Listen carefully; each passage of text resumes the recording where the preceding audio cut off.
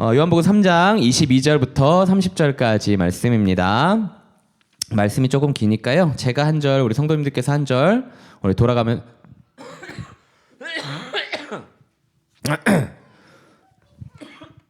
돌아가면서 교독하도록 하겠습니다. 제가 먼저 읽겠습니다. 그 후에 예수께서 제자들과 유대 땅으로 가서 거기 함께 유하시며 세례를 베푸시더라.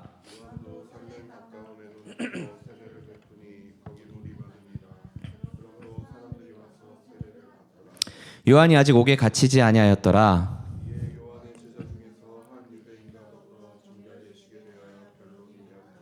그들이 요한에게 가서 이르되 라삐여 선생님과 함께 요단강 저편에 있던 이 곧 선생님이 증언하시던 이가 세례를 베풀매 사람이 다 그에게로 가더이다.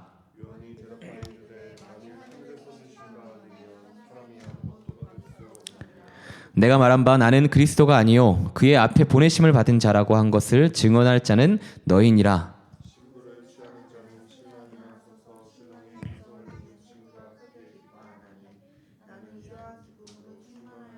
함께 읽겠습니다.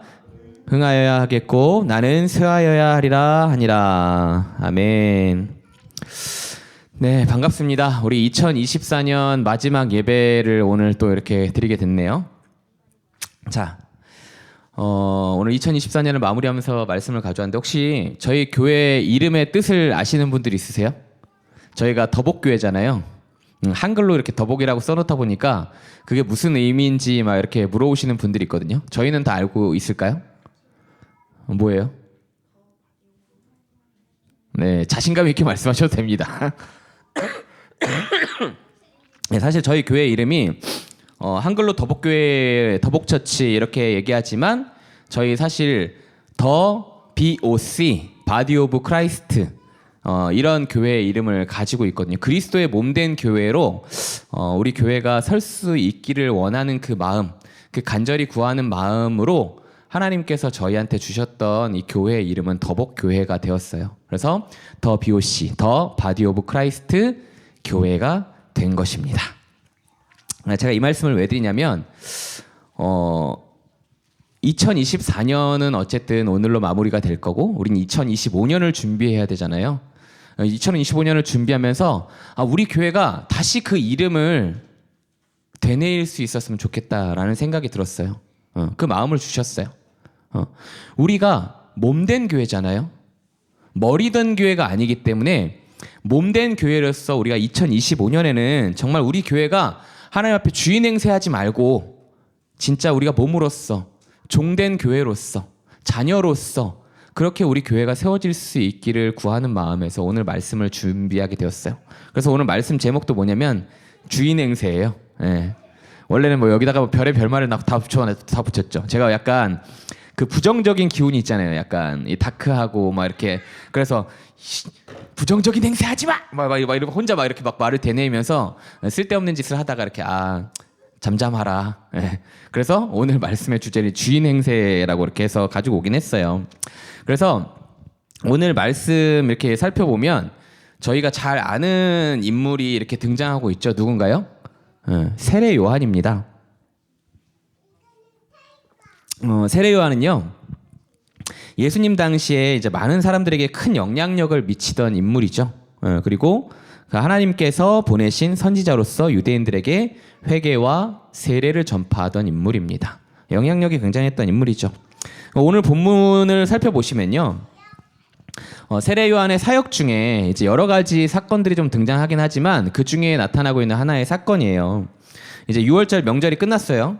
끝나고 세례 요한의 이름이 세례 요한이 된 것처럼 세례를 베풀러 나왔습니다. 그 지역이 어디였냐면 살렘 가까운 에논이라는 곳에서 사람들에게 모아놓고 세례를 주었다 이렇게 얘기하고 있는 거죠.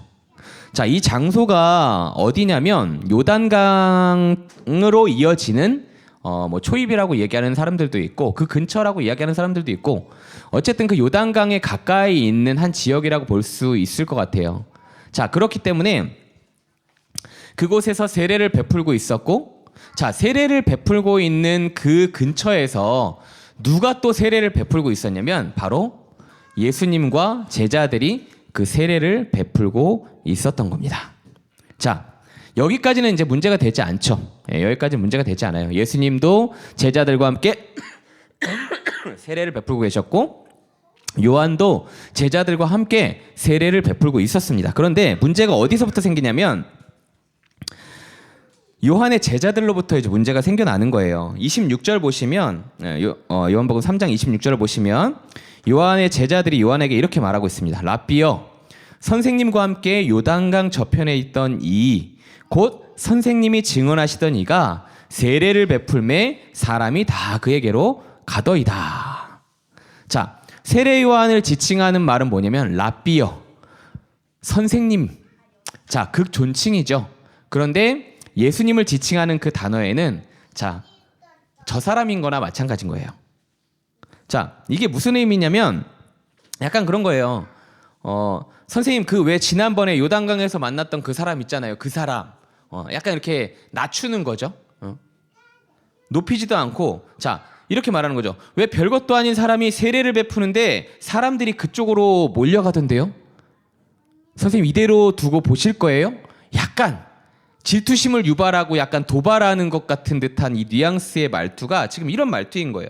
약간 비교의식을 막 이렇게 끌어내는. 자, 이런 말 들으면 좀 어떠세요? 약간 다른 사람과 비교하면 좀 마음 많이 불편하잖아요. 여보 그 얘기 들었어? 왜? 아니 저 옆집 남편은 말이야. 아, 이 얘기 딱 나오면 일단 마음 문이 닫혀요. 그쵸? 일단 마음 문이 닫혀요. 반대로 여보 그 얘기 들었어? 저 집 아내분은 있잖아. 이러면 근데 뭐 이거부터 나오잖아요. 뭐 어쩌라고 마음이 닫혀요. 비교하거나 질투심을 유발하게 하면 일단 그 사람의 마음의 문이 닫히게 되어 있습니다. 왜요? 사람이라는 존재가 그렇잖아요. 자기중심적인 어떤 그런 가치관을 가지고 있기 때문에 내가 배제되고 내가 누군가로부터 비교당하고 낮추어지면 그것으로 인해서 마음이 불편해지는 것은 인간 본연의 본성이니까요. 자, 그렇기 때문에 이런 상황 겪게 되면 뭔가 좀 조바심도 나고 그래요. 조바심도 나고 뭔가 내가 경쟁에서 뒤처진 것 같기도 하고 남들과 비교되면 괜히 더 언짢아지고 그럼 이렇게 시작되면 결론은 뭐예요? 다툼인 거죠. 이렇게 시작되면 약간 그런 거예요. 너 나랑 지금 한 판 붙자 이거구나. 약간 이런 뉘앙스가 된다는 거죠. 제가 지난번에 이제 저희가 이제 선교 단체에 있잖아요. 그래서 이제 연말이 되면 수련회를 가요. 연말이 되면 이제 여러 단체 선교 단체들이 다 이제 모여서 같이 수련회를 하거든요. 수련회 때 이제 그 목사님이 이제 오셔서 설교 말씀을 이제 전해 주셨어요. 설교 말씀을 전하는데 목사님이 이제 그런 이야기를 하시는 거예요. 이제 옛날에 자기의 본인의 있으셨던 어떤 그 상황들을 이렇게 얘기하시면서 어떤 상황이었냐면 본인이 이제 부목사 시절에 그런 거죠. 설교를 막 이렇게 말씀을 잘 전하고 이렇게 딱 내려와서 성도들이 성도님들이 막 은혜 받고 막 목사님 은혜 받고 받았습니다. 막 이런 얘기 딱 들을 때 뭔가 굉장히 업되고 내가 나한테 스포트라이트가 딱 비춰지는 것 같아서 뭔가 이렇게 기분이 좋고 이런 것들을 경험하다가 반대로 동료 목회자에게 그 스포트라이트가 탁 넘어갔을 때 자신이 느끼는 그 뭐랄까 비교의식, 경쟁심, 약간 뭔가 뒤처지는 것 같은 그런 마음들이 딱 이렇게 들었다고 얘기를 하시는 거예요. 제가 그 말씀을 들으면서 무슨 생각이 들었냐면 딱 이런 내 이야기인가? 약간 이런 느낌? 저희는 사실 교회 규모가 굉장히 작죠. 교회 규모가 작고 우리가 많이 모이지 않고 나서 목회자도 작은 개척교회 치고는 목회자가 굉장히 많은 교회이긴 하죠. 예. 근데 일단은 제가 이제 좀 규모가 있는 교회에서 사역을 하면 사역자들이 굉장히 많습니다. 목회자들도 많고 목사님들도 많고 전도사님들도 많고 아무튼 이렇게 사역하시는 분들이 굉장히 많아요. 그런데 저도 이제 그런 부교육자로 있을 당시에 이제 그런 것들을 경험을 했었거든요. 이제 제가 설교를 잘해서 사람들이 막 나를 주목해주면 뭔가 기분이 막 좋아요. 아, 목사님, 제가 오늘 목사님 말씀 들었는데 은혜 받았습니다. 그게 무슨 말인지도 모르면서 막 그냥 기분이 좋은 거 있잖아요. 막 그냥 혼자 막 이렇게 들떠가지고 막 그렇게 좋다가 반대로 동료 목회자가 설교를 더 잘해서 관심이 그쪽으로 쏠리면 뭔가 조바심이 나고 막 그런 경험들이 있었어요. 자, 그래서 교회 안에 보시면 되게 이제 목회자들이 막 이렇게 모이면 막 그러면 좋잖아요. 막 이렇게 막 눈만 뜨면 우리가 다 하나님의 은혜를 나누고 눈만 뜨면 성경 이야기하고 눈만 뜨면 뭔가 이렇게 즐거운 이야기들을 나누면 참 좋은데 거의 막 이렇게 교역자실에 딱 앉아 있으면 막 불꽃이 튑니다. 막 선의의 경쟁 뭐 그딴 거 없었어요.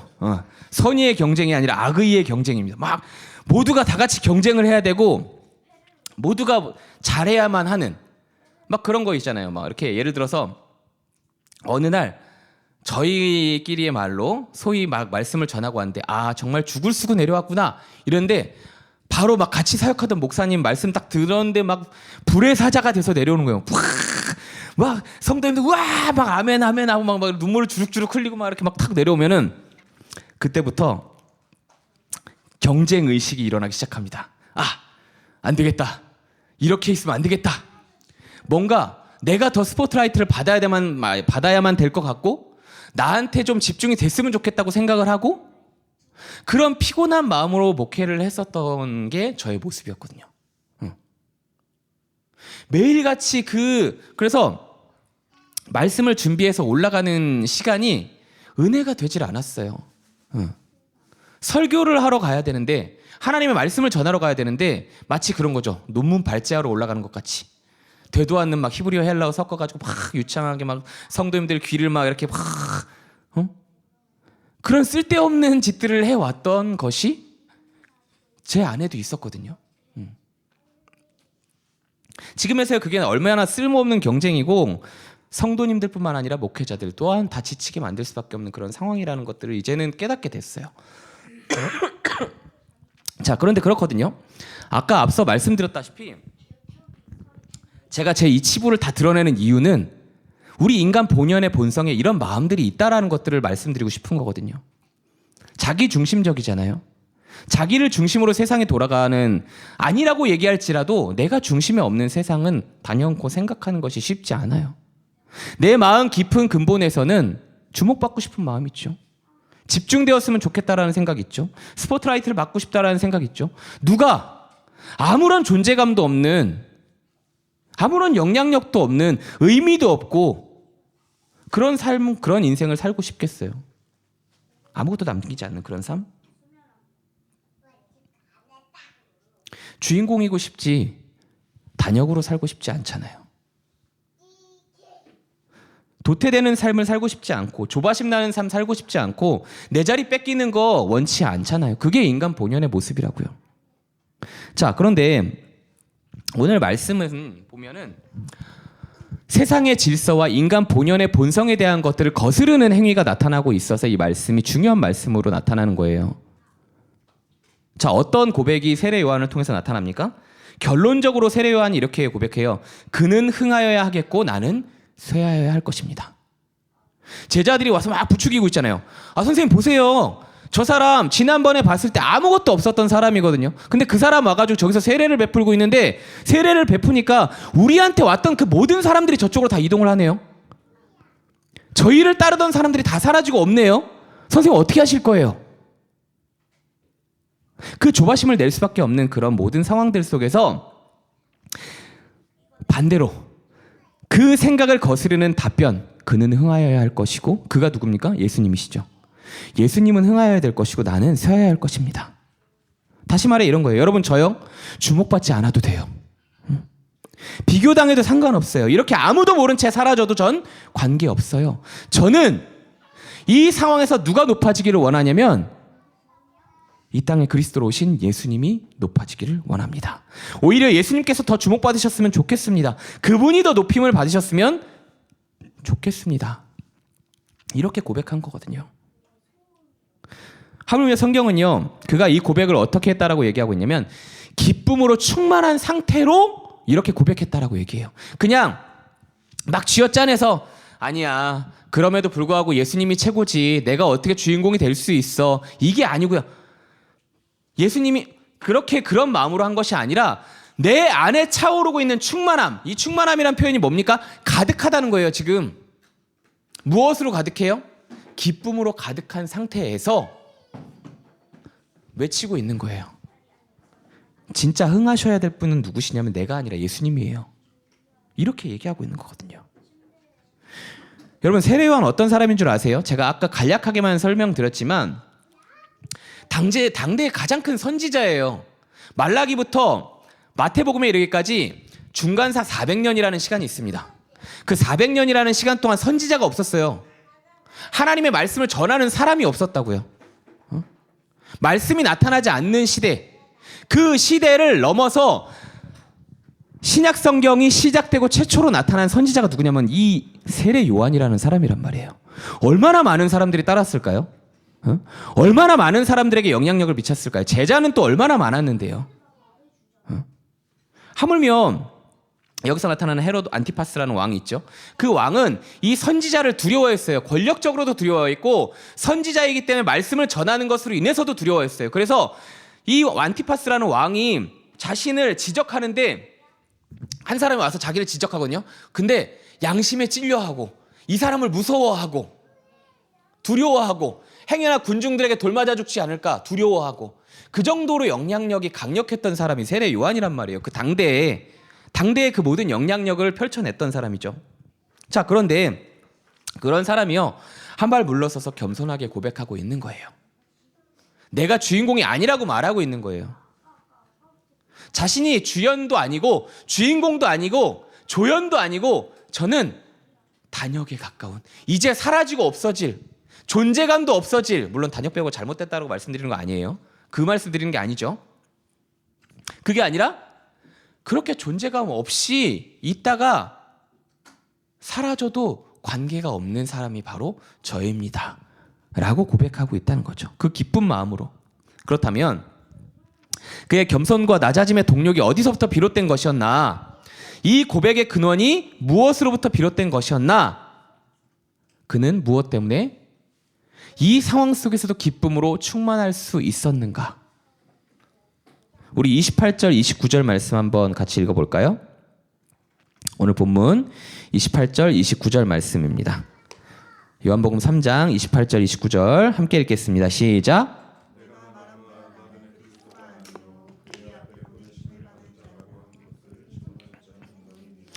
신부를 취하는 자는 신랑이나 서서 신랑의 음성을 듣는 친구가 크게 기뻐하나니 나는 이러한 기쁨으로 충만하였노라. 아멘. 그의 겸손과 낮아짐의 동력은 어디에 있었습니까? 나 자신이 누구인지를 알았다는 것에서부터 있었어요. 세례 요한이 자기를 누구라고 소개하나요? 신랑을 기다리는 자예요. 오실 메시아 그분을 기다리는 자예요. 그분이 왔을 때 신랑된 예수 그리스도께서 오셨을 때 그 결혼식을 준비하는 신랑의 친구와 같은 사람이라고 얘기를 하고 있어요. 이 당시에 그 신랑의 친구는 어떤 역할들을 하는 사람이냐면요. 그 모든 이 과정들을 준비하는 사람들이에요. 준비해서 이 신랑과 이 신부가 기쁨 가운데 그 결혼식을 진행할 수 있도록 정말 아무짝에도 그 존재감 없이 옆에서 들러리 박수 치는 사람 그런 존재가 여기서 얘기하는 그 신랑의 친구 역할인 거예요. 이 당시 문화권 속에서 세례 요한이 자신을 누구라고 얘기합니까? 들러리요. 누구의 들러리요? 이 땅 가운데에 오셔서 우리 가운데 복음을 전하시고 우리를 위하여 십자가를 지실 그 예수 그리스도 그분을 위해 그분의 오실 길을 예비하기 위해 준비된 자가 누구냐면 자신이었다라고 얘기하고 있다는 겁니다. 자, 생각해 보세요. 누가복음에서 나타나잖아요. 예수님이 이 땅 가운데 오셨을 때 그 오시기만을 기다렸던 이들이 얼마나 예수님의 탄생을 기다리며 기뻐했습니까? 그죠? 세례 요한은요. 자기 자신의 사명이 뭐냐면요. 오실 그 이의 길을 예비하는 자예요. 하나님을 경외하는 자로서 하나님께서 보내실 그 이가 오시는 길을 예비하는 자. 근데 예비하고 있었는데 그분이 오셨어요. 신부가 신랑이 오는 것을 바라보고 있는 그 마음 어떠실 것 같아요? 상상할 수 없는 큰 기쁨인 거죠. 기다리다가 받은 것. 저희 시우가 이번에 성탄절 때 시우야 너 산타 할아버지가 뭐 줬으면 좋겠어? 근데 예전에 제 마트 갈 때 그 이렇게 장난감 자동차가 있었어요. 장난감 자동차가 뭐냐면 그 요셉 목사님 차 장난감이에요. 그걸 딱 보더니 시우야 너 산타 할아버지한테 무슨 선물 갖고 싶어? 그랬더니 저거 딱 이렇게 얘기하는 거예요. 그래서 시우한테 맨날 물어봤어요. 시우야 너 산타 할아버지가 오면 뭐 줬으면 좋겠어? 그거 요셉 목사님 차 장난감, 요셉 목사님 차 장난감 이걸 계속 얘기했어요. 그러고 나서 미안. 그러고 나서 성탄절이 됐을 때 산타 할아버지한테 그 선물을 받고 그 표정이 어땠는지 아세요? 얘는 모르지만 저였거든요. 그 표정이 너무 기쁘고 너무 감사하고 다른 거에 보이지 않는 거예요. 그 포장을 열었을 때 내가 기다리던 그걸 딱 보니까 어때요? 너무 기쁜 거야. 너무 기쁜 거예요. 어떻게 감정적으로 표현할 수 없는 그 마음이 이 아이에게 딱 전달이 되는 거예요. 세례 요한의 기쁨이 그 기쁨이에요. 기다리고 또 기다리고 또 기다리고 기다리던 그 예수님께서 자신 앞에 딱 나타나셨을 때 여러분 우리 그리스도인이 누군지 아세요? 이런 사람들이에요. 그분의 오실 길을 예비하고 준비하는 자들입니다. 다시 오실 그 주님을 기다리면서요, 우리가 한 사람의 교회로서, 한 명의 교회로서 모여서 우리가 그 역할을 감당하는 그 교회가 우리 그리스도인들인 거예요. 그리스도를 따르는 제자들이고요, 복음을 증언하는 증인입니다. 우리 자신을 낮추어서 하나님의 자녀로, 군사로, 종으로 살아가는 사람들이 바로 우리 그리스도인인 거예요. 그게 우리예요. 그게 나인 것이고 그게 우리 더복교회인 겁니다. 응? 그건 거예요. 그럼 우리의 역할이 뭔지를 아시겠죠? 우리 주인인가요? 우리 주인 아니에요. 이 땅의 모든 교회가 주인입니까? 주인 아니에요. 목사가 주인인가요? 주인 아닙니다. 돈 많은 사람이 주인입니까? 주인 아니에요. 여러분, 우리가 성도로서 그 자각이 있잖아요. 우리가 내가 정말 어떤 부르심으로 이 자리 가운데 있는지 알고 있는 그 성도의 자각이 있다면 우리 주인 행세할 수 없습니다. 주인 행세가 우리의 기쁨이 될 수 없어요. 여러분, 이 땅의 교회들이 왜 망가지고 있습니까? 이 땅의 목회자들이 왜 망가지고 있어요? 우리 자신이 누구인지 잊어버렸으니까요. 잊어버렸기 때문이에요. 교회가 어떤 역할을 감당해야 되고 그리스도인이 어떤 사람인지를 잊어버렸기 때문인 거예요. 오늘 한국교회 저를 포함한 목회자 같은 목회자들 어떤 생각으로 목회를 하고 있을까요? 교회가 자기 것인 것처럼 행동하는 사람들이 너무나 많습니다. 하나님의 말씀을 인용해서 자기 뜻을 피력하려고 하는 목회자들이 너무나 많아요. 성도를 세뇌하는 겁니다. 자신의 생각을 관철시키기 위해 말씀을 이용합니다. 하나님을 이용합니다. 예수를 인용합니다. 그런 몹쓸 짓들이 교회 안에서 너무나 많이 일어나고 있어요. 목회자만 그런가요? 천만에요. 중직자들도 직분자들도 마찬가지죠. 어떻게든 내 뜻을 관철시키기 위해서 온갖 세상의 것들을 다 가져와서 그것이 마치 교회에서 필요한 것 마냥, 하나님이 말씀하신 것 마냥, 예수께서 그렇게 하신 것 마냥 온갖 분탕질을 만들어 놓고 있는 것들이 우리 모습 아니에요? 세상 속에 나가 있으면요, 하나님 뜻 안 물어보죠? 우리 하나님 뜻 잘 안 물어봐요. 내가 하고 싶은 대로 다 해놓고, 내 기준대로 다 해놓고, 내 경험대로 다 해놓고, 사람들 조언 다 들어보고, 인터넷 검색 다 해보고, 그러고 나서 하나님 뜻 구합니다. 내가 하고 싶은 대로 다 해놓고, 내 뜻대로 살아놓고, 그러고서 하나님한테 말씀하는 거죠. 하나님, 왜 하나님 뜻대로 살았는데 우리는 이 모양 이 꼴입니까? 왜 그 뜻이 이루어지지 않는 것입니까? 정작 우리가 하나님의 뜻을 구하지도 않고, 정작 하나님의 마음이 무엇인지 여쭙지 않으면서 마치 소원 빌러가는 그 기계를 바라보는 모습처럼 우리가 그렇게 살아가고 있지는 않았냐고요.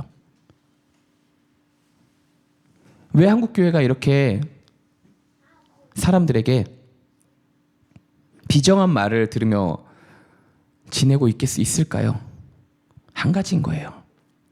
우리가 우리의 맡은 바 그 자리에서 소임을 다하고 있지 않으니까요.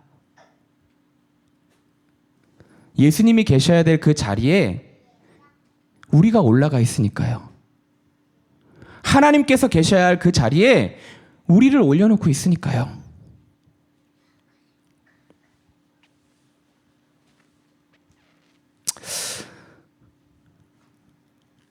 여러분, 저는요, 소망이 되는 말씀을 가져오고 싶었어요. 네. 왜냐면 이제 2025년 시작이잖아요. 아까 앞서 말씀드렸다시피 우리 더복교회가 그렇게 섰으면 좋겠다는 마음을 이렇게 가지면서 이렇게 왔는데 또 이렇게 이렇게 슉 떨어지는 느낌이 있는데, 자, 드리고 싶은 말씀은 그건 거예요. 우리가 먼저 누구인지를 깨닫고 주인 행세하는 자리에서 우리가 좀 내려왔으면 좋겠다는 생각입니다. 우리 앞서 말씀드렸죠. 더복교회 이름의 뜻이 뭔지 알려드렸잖아요. 저희 교회 이름의 뜻은 더 BOC, 바디 오브 크라이스트입니다. 우리 교회가 정말 하나님 앞에 바로 서기 위해서 그리스도의 몸된 교회가 되기를 원합니다. 머리된 교회가 아니라 그리스도의 몸된 교회로서 주님의 뜻을 따라, 주님의 뜻대로, 주의 말씀을 따라 겸손한 그 종으로 살아가기 원하는 그 마음, 참된 예배자로 살아가기 원하는 그 마음, 그리스도인으로 살아가기 원하는 그 마음 때문에 하나님께서 주신 그 마음을 가지고 더복교회라고 이름을 지었던 거예요. 우리가 그 이름값 하는 2025년이 되었으면 좋겠습니다. 주인 행세하던 자리에서 우리의 모습을 좀 내려놓고요. 먼저 하나님 뜻이 무엇인지를 우리가 깊이 묵상하고 구하는 저희들 되었으면 좋겠어요. 하나님이 침묵하시잖아요. 기다리셔야 돼요. 네. 하나님이 침묵하시니까 이게 맞을 거야. 그거 하나님 뜻 구하는 습관 아닙니다. 하나님 뜻을 구한다는 건요, 주님의 응답을 기다린다는 거잖아요. 기다린다는 겁니다. 주님께서 말씀하실 때까지. 그 시간이 몹시 고통스러울 거거든요. 고통스럽고 괴로울 수 있어요. 그렇지만 그게 우리의 역할인 겁니다. 그리고 우리는 그 역할을 수행하며 나아갈 때요, 우리 주님 오시는 그 기쁨이 무엇인지를 깨닫게 될 거예요. 세례 요한처럼요. 기다리다 우리 주님께서 응답하시는 그것, 우리 주님께서 말씀하시는 그것, 우리 주님께서 행하시겠다라고 이야기하시는 그것을 발견하고 우리가 기쁨이 충만하여, 주님, 와, 우린 진짜 종이기 때문에 너무 기뻐요. 하나님, 저희 존재감이 없어서 너무 기뻐요.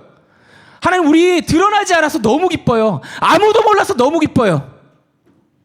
라고 고백할 수 있는 저희가 될 수 있을 거예요. 그렇게 되기를 소원합니다. 그렇게 될 수 있는 그리스도인, 그렇게 될 수 있는 더복교회가 될 수 있기를 간절히 소원합니다. 우리가 그 마음으로 2025년을 준비할 수 있기를 소원합니다. 우리가 그 마음으로 다가오는 2025년을 소망할 수 있는 더복교회 될 수 있기를 소원해요. 아멘이시죠? 우리 이 시간 함께 기도했으면 좋겠습니다.